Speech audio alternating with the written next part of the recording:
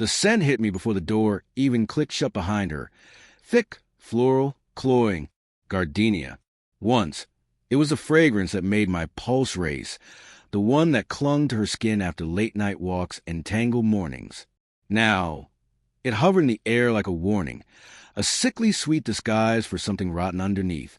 She breezed into the house with exaggerated cheer, her steps light, her eyes too bright. Unnaturally so for someone who claimed to have just survived a grueling 12-hour shift at the hospital. "Sweetheart, I'm home," she called, her voice coated in a warmth so rehearsed it set my teeth on edge. Her name was Emily. My wife. At least, she had been. I'm Thomas. We had shared 6 years under the illusion of partnership. Quiet movie nights under shared blankets, candlelit dinners, long hikes through forests where she'd point out birds and pretend she knew their names. It all felt like a dream now, but not the good kind. The kind you wake from sweating, heart racing, unsure what was real. She always blamed her distance on work, emergencies, on-call nights, sudden surgeries. But recently those emergencies had multiplied. Her phone would ring, and she'd slip into the other room, her voice dropping to a whisper. "Just a colleague, just a patient," she'd say. She began flinching when I reached for her hand. And always that perfume, thick as guilt, impossible to ignore. Tonight, though, the energy was different. She practically radiated nerves beneath her forced smile. "Tough shift?" I asked, casual, though my stomach had begun to knot itself into something primal. "Drained, but I'm fine," she said with a tight grin, brushing a fleeting kiss across my cheek, aimless, distracted, a habit more than affection. "What did you have for dinner?" she asked, hanging her purse on the same peg she always did. "Not much," I muttered, my eyes drifting to the living room wall. Hers followed mine and stopped. There, scrawled in thick red lipstick, was a single word, liar, written in jagged, purposeful strokes across the white wall. Her favorite lipstick, no less, the one she claimed gave her confidence. The word landed like a slap across both our faces. It wasn't just writing.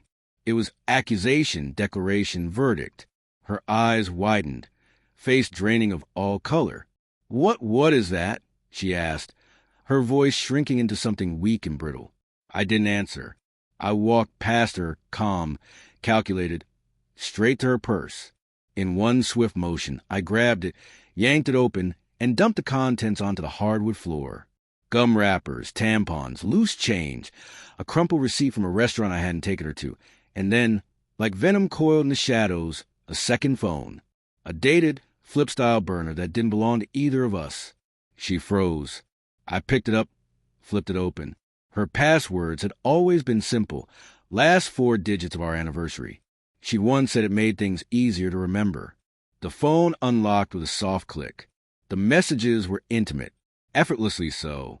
Warmth that had been absent from our conversations for months bloomed in each line she had written to Kay, a contact saved without flair or emoji, almost businesslike. But the content was anything but. I raised the phone. "Care to explain?" I asked. Her eyes welled instantly, but not from sorrow. This was panic. She shook her head, stammered, and the tears came fast and loud, a performance without conviction. "It's not what it looks like," she cried. I didn't flinch. "It's exactly what it looks like. Lying, cheating, disgrace." My voice didn't need to rise.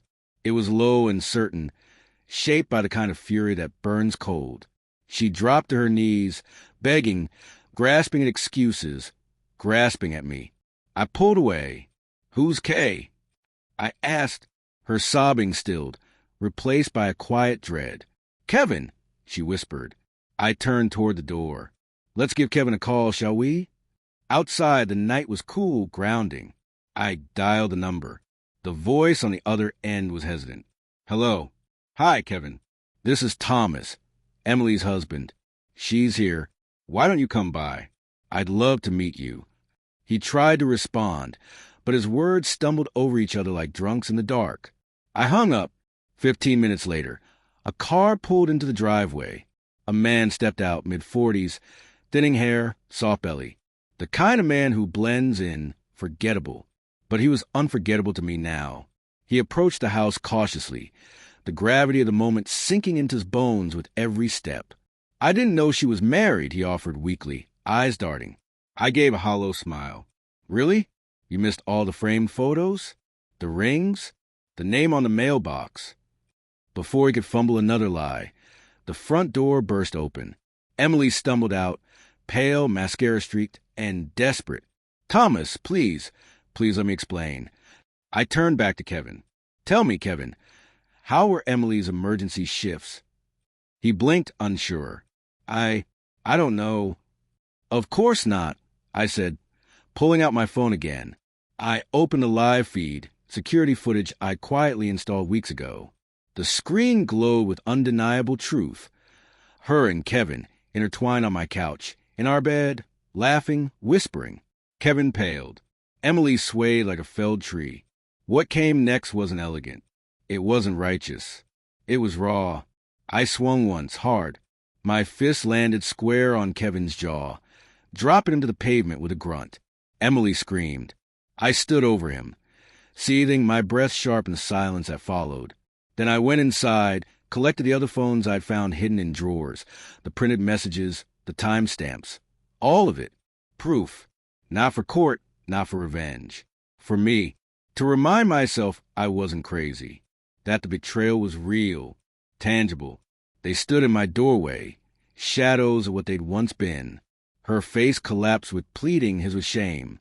Get out, I said, voice flat as steel, and take your garbage with you.